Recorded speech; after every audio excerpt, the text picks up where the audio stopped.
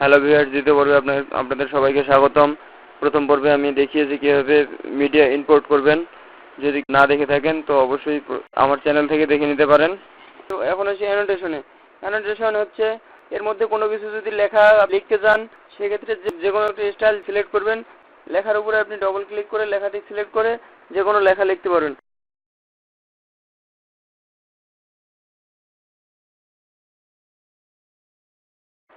এই যে আমরা লিখলাম এডিট মাস্টার প্রো। লেখার কালার চেঞ্জ করবেন কিভাবে, লেখা ছোট বড় করবেন কিভাবে, এর জন্য আপনাদের যেতে হবে প্রপার্টিজে ক্লিক করবেন। প্রপার্টিজে ক্লিক করলেই আপনারা অনেকগুলো অপশন দেখতে পাবেন। আচ্ছা, মিডিয়া অপশন, এটা হচ্ছে মিডিয়া অপশন, এটা হচ্ছে টাইটেল অপশন। এই লেখাটির কালার চেঞ্জ করার জন্য প্রথমে লেখাটিকে সম্পূর্ণ সিলেক্ট করতে হবে। সিলেক্ট করে লেখার কালার, ফন্ট কালারের জায়গায় যে কোনো একটা কালার দিলেই আপনার লেখাটি সেই কালার হয়ে যাবে। লেখাটিকে ছোট এবং বড় করার জন্য এই বারটিকে সামনে এবং পিছনে সরালে লেখা ছোট কিংবা বড় হবে, অথবা এখান থেকে ফ্রন্ট সাইজে ক্লিক করে যে কোনো সাইজ লিখে দিলেও আপনার সাইজ নির্দিষ্ট সাইজে চলে যাবে। এখন এই জায়গায় এসে স্টাইল ইউ হচ্ছে আন্ডারলাইন। লেখাটিকে আন্ডারলাইন যদি করতে চাই তো এই জায়গায় একটি ক্লিক করলেই আন্ডারলাইন হয়ে যাবে। আবার আন্ডারলাইন তুলে দিতে চাইলে আবার আন্ডারলাইন ইউতে চাপলেই আন্ডারলাইন উঠে যাবে। লেখার উপরে একটা দাগ ক্রিয়েট করতে চাইলে এই জায়গায় ক্রিয়েট করলেই এ ধরনের একটা দাগ সৃষ্টি হয়ে যাবে। আবার এই জায়গায় আরেকবার ক্লিক করলে লেখাটি পূর্ব অবস্থায় ফিরে যাবে।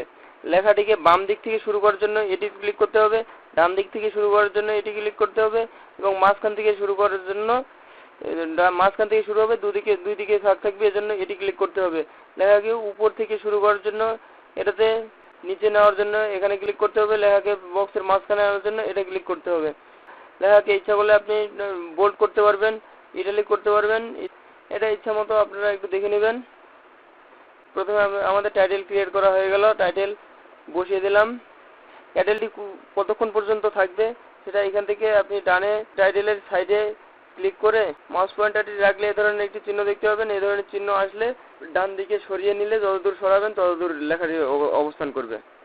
আরও কিছু চিহ্ন যদি ক্রিয়েট করতে চান, এই চিহ্নগুলা এখানকার এই চিহ্নগুলা অনেক সময় একটি ব্যাকগ্রাউন্ড একটি পিকচার থাকে এবং তার উপরে আরো দুটি পিকচার থাকে। এ ধরনের সিন তৈরি করার জন্য কি করবেন, যদি আপনারা ব্যাকগ্রাউন্ডে যদি আপনি এই পিকচারটি রাখতে চান, এই পিকচারটিকে অবশ্যই নিচে রাখবেন, পিকচারটিকে ট্র্যাক নাম্বার 1-এ রাখবেন, এবং যে পিকচার দুটিকে আপনারা উপরে রাখতে যাবেন সেই পিকচারগুলো উপরে রাখার জন্য ট্র্যাক নাম্বার 2-এ রাখবেন।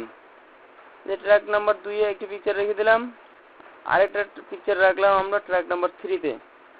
প্রথমে একটা পিকচারকে ছোট করে নেই, এই পিকচারটিকেও আমরা ছোট করে নেই, সমান হয়ে গেল।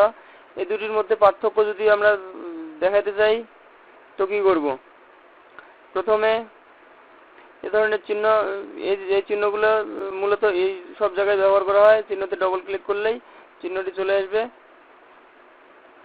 এই চিহ্নটিকে আপনারা ইচ্ছা মতো সরিয়ে নিতে পারবেন।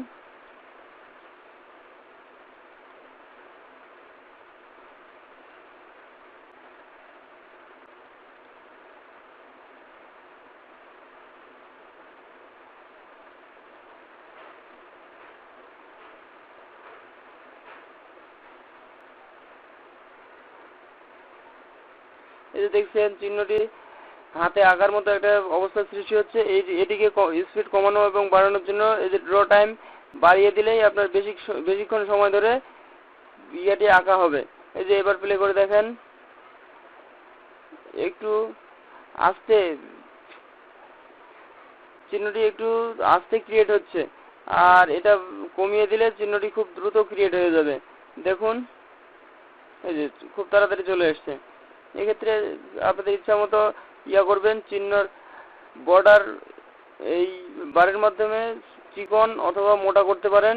এদিকে সরাই দিলে চিকন হয়ে যাবে, এদিকে সরিয়ে দিলে আপনার বর্ডারটি মোটা হয়ে যাবে। বর্ডারের কালার এখান থেকে চেঞ্জ করতে পারবেন। এই যে সাদা, কালো, নীল যে কোনো রং আপনারা রাখতে পারেন, আমরা লালই রাখি। এভাবে আপনারা যে কোনো চিহ্ন ক্রিয়েট করতে পারেন। আমাদের সাথে থাকার জন্য ধন্যবাদ। ভিডিওটি ভালো লাগলে লাইক করুন, বুঝতে অসুবিধা হলে কমেন্ট করুন এবং শেয়ার করুন। সবাই সাবস্ক্রাইব করতে বলে, আমিও বলছি আমাদের চ্যানেলটি সাবস্ক্রাইব করুন এবং পাশের বেল আইকনটি ক্লিক করুন।